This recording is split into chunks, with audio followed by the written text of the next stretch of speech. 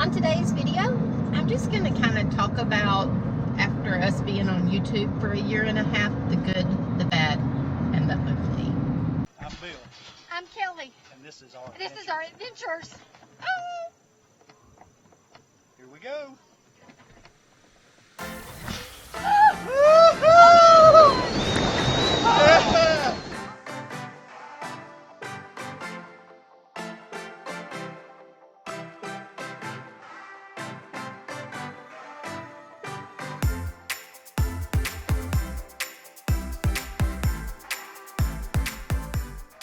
Today, we are headed up to the hunting club to just bush hog fields and stuff, and I thought I would just kind of go over how we got started in YouTube, what my thoughts are on being on YouTube, how I thought it was going to be like being on YouTube, how we've evolved on YouTube, and just kind of talk so my subscribers can kind of know where we're coming from.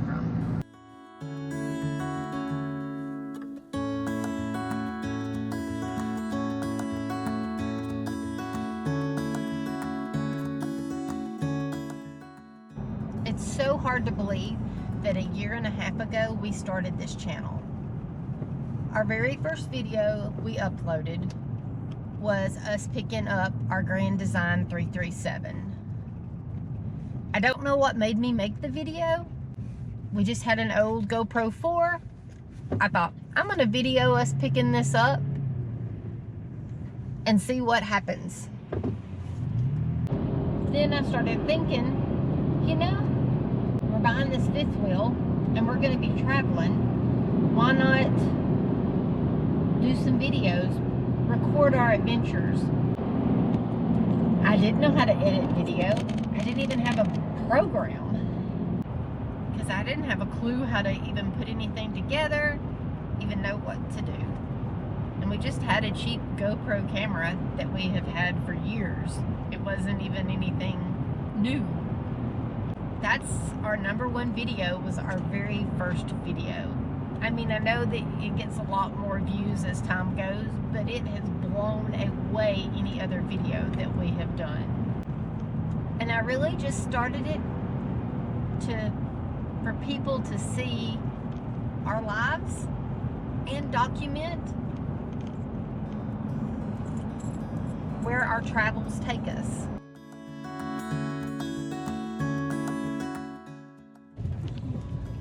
See, we're headed up here to the hunting club. I'm pulling the Pioneer, and he's got the tractor because we're going to get everything ready. We'll be moving our camper here in probably a few weeks. We'll have the camper here and we'll almost live in the camper. We'll be staying in it 3 or 4 days a week from October and through the end of January. And Belle's a little excited because she loves coming to the hunting club because it's just, she gets to ride the Pioneer and she loves that.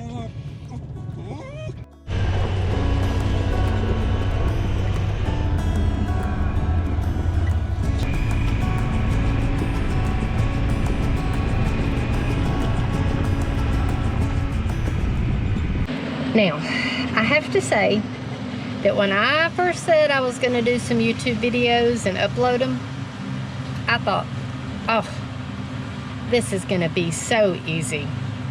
Anybody can do this. Then, after a few videos, oh my gosh, realized how hard it is to do videos. Not just recording them, because it takes a lot more time to think about recording them. You have to stop and talk. It's just the overall part of it. Like, you're carrying camera gear around with you. People are looking at you funny. You got to remember to turn on the camera. I don't know how many times I can say that I had like something cool happen and I looked down and the camera's off because I had forgot to turn it on because I was enjoying the moment. It just, on a normal day, I mean, it probably adds an hour or 2 to your day of just doing regular things because you're having to change out batteries. You're making sure you got it turned on. I mean, it's just the whole part of it, you know, and then just getting the right shot. I mean, like, you may spend, like, normally you would have probably like 5-10 minutes at a spot, but because you're trying to get different shots and trying different things, you might be there 30 minutes. Or if you want to do a time lapse, I mean, literally, if you do a time lapse, I mean, it's a minimum of 30 minutes, 40 minutes, because you want to have enough footage to be able to use it. So I thought YouTube was easy. It is way harder. Not just harder in the fact that you're taking video, but harder in the fact that you got to edit all that video and you got to look through it. So like each video that you see that's maybe 10-15 minutes long, there is probably like, I don't know, several hundreds of hours of video that you go through just to condense it down into that. It's a lot of time sitting at a computer editing too.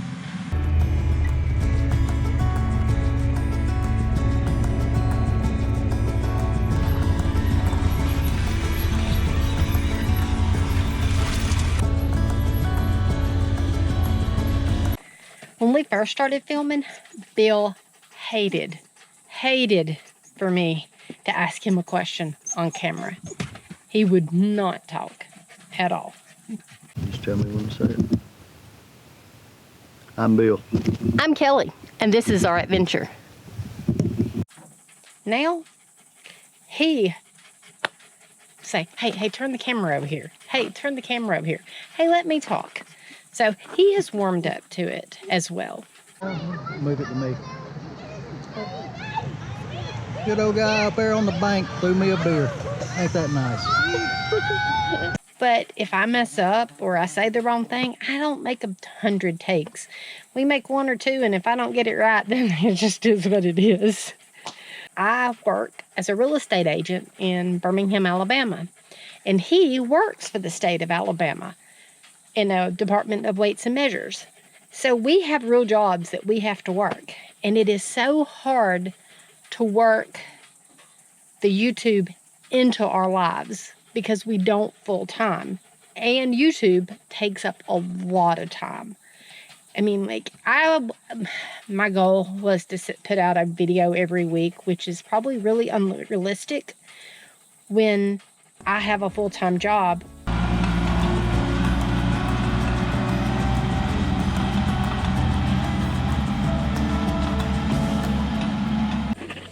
I learned out real quick in this process, you have to be organized. I have to, every day that we do videos, I have to download all those videos off of all the cameras and put them in my computer, and then I put them in file folder. I organize them. But if I didn't download them every day, I would lose some videos or things would come up missing. So if I didn't do it every day, then it was messed up. Well, since we work all the time, that cuts into your vacation time because I'm sitting at a computer for 30-40 minutes in the mornings every time we're on vacation, downloading all the videos and organizing them. So you just don't realize how much time YouTube can take. It is so funny how Vale knows the difference between when we're moving and when we're going over rough terrain. As soon as we start going over rough terrain, she sits, but when we're moving, she is like all about it. But as soon as she sees some rough terrain coming up, she sits right back down.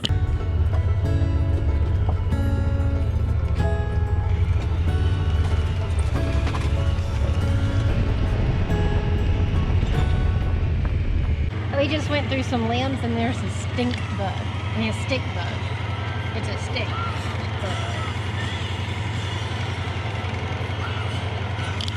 Pretty cool things you see out here.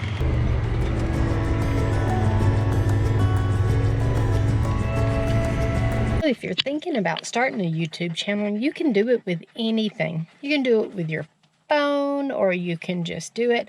We started out with a GoPro 4, then I ended up changing over for a little bit to my Nikon D33, and now we're back to the GoPros. I have 2 6s, a 7, and a 4, because you need multiple cameras to do multiple angles, just set them up different ways.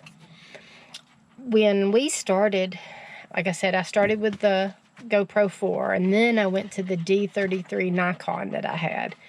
But that is so heavy. I would rather go with the ease, and the GoPro is just easy. And we did a GoPro 6 for a long time with a small Rode mic that was on top of it.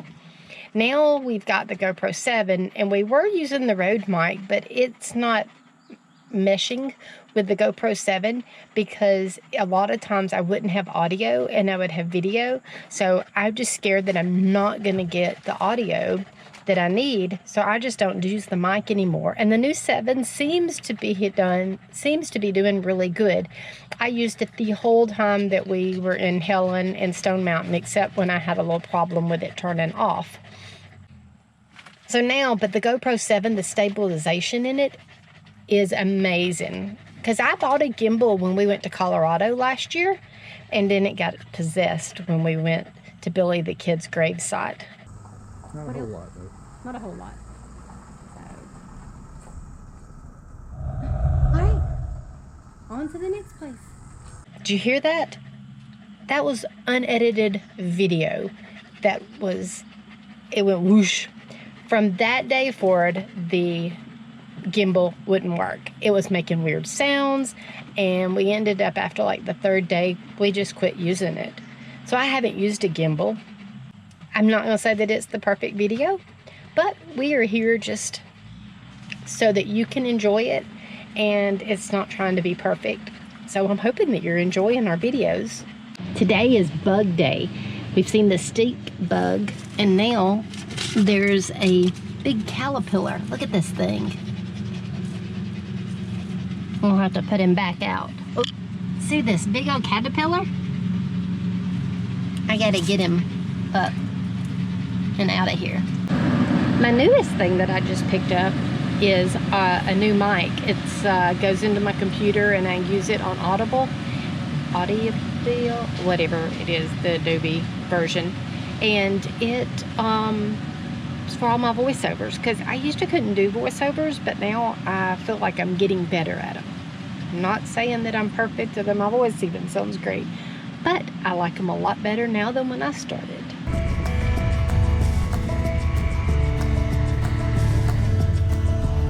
Bill said that I suck at charades.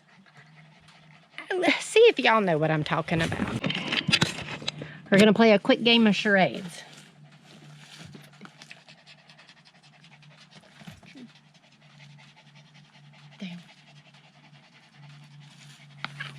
I know y'all all guessed exactly what that was. Big tree down. What?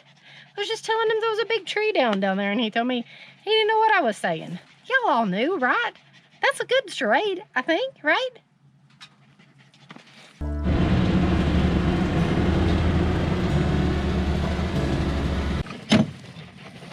Another thing that you don't think about when you start a YouTube channel is subscribers. I'm grateful to have subscribers, but that was not like my goal. I never had a goal like I want to have this many by this time or anything. But it is a very emotional roller coaster watching that subscriber button go up and down. It's crazy how much it goes up and down. Like you'll look at it, you'll be like, oh wow, I have 148, 149, 148, 147, 146, 145. What? And then all of a sudden I'll quit looking at it and I'll be like 151.